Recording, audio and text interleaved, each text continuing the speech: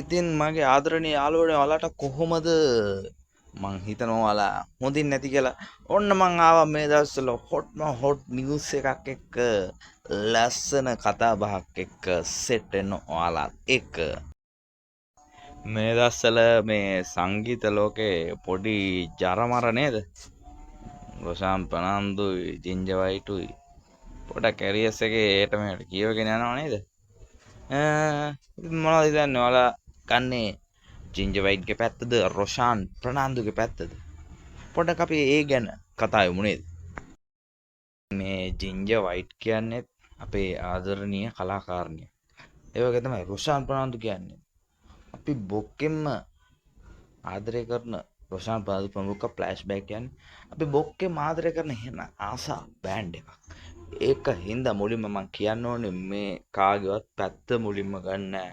අපි දෙපැත්තටම කතා කරලා මැද ඉඳන් තීරණයක් ගමු. දැන් ජින්ජර් වයිට්ගේ පැත්තෙන් අපි බලමු. ජින්ජර් වයිට් කියවගෙන යනවා රොෂාන් ප්‍රනාන්දු බය වෙන්න වගේ කියවගෙන යනවා. ඉතින් ජින්ජර් කියන්නේ එයාට අසාධාරණයක් වුණා කියලා මේ රොෂාන් ප්‍රනාන්දු ෆ්ලෑෂ්බැක් වෙන මියුසිකල් වලට එයාව ගන්න රිජෙක්ට් කරනවා කියලා. ඉතින් මෙහෙම බලලා මියුසික් ෆීල්ඩ් එකේ දක්ෂතාව වෙනස්. එක අයට එක දක්ෂතා තියෙන. සමහර අය තරම් දක්ෂ නැහැ, සමහරට වඩා දක්ෂයි. එහෙම වෙනවා. ඒ වගේම තමයි එක අයට එක ඔඩියන්ස් එක රසිකයා පිරිසක් ඉන්න හින්දා මුලින්ම කියන්න ඕනේ මේව තෝර ගන්න එක නම් හොඳ නෑ. මොකද ජින්ජර්ට රසිකයෝ පිරිසක් හැදිලා ඉන්නවා, ජින්ජර් ආසයි ඉන්නවා. එයාලට කරන ලොකු අසාධාරණයක්. ඉතින් ඒ හින්දා මං හිතන්නේ ඒ ජින්ජර් කියන දේ එතන සාධාරණත්වයක් තියෙනවා. දැන් අපි යාළුවනේ රොෂාන් ප්‍රනාන්දුගේ ප්‍රශ්න බලමු.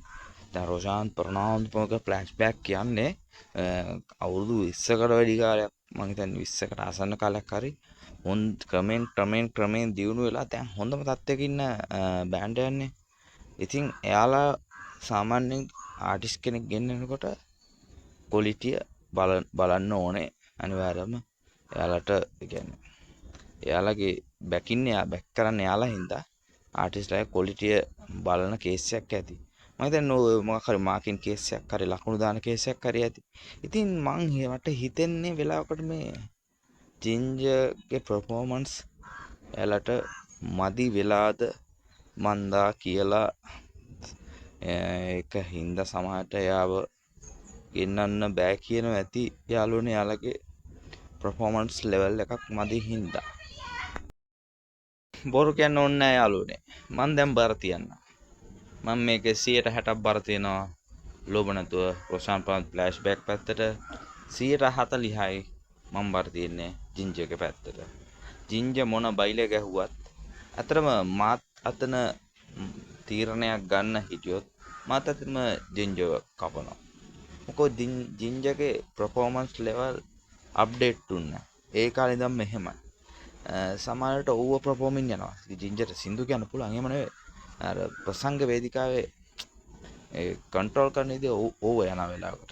ඒකින්ද පොඩ්ඩක් අර නුහුරු ගතියක් තියෙන හින්දා මං ඇත්තටම රොෂාන් ප්‍රනාන්දුගේ පැත්ත ගන්නවා. 60ක් බර තියෙනවා. මොකෝ මං එතන හිටියත් ජින්ජර් ගන්න. ජින්ජර් වෙනුවට ආදේශ ගන්න ඕන තරම් ගායිකාවෝ ඉන්නවා. ඉතින් තරහ වෙන්න එපා කවුරුත්. ඇත්තටම එතන රොෂාන් ප්‍රනාන්දු ගත තීරණය සාධාරණයි කියලායි මං හිතන්නේ.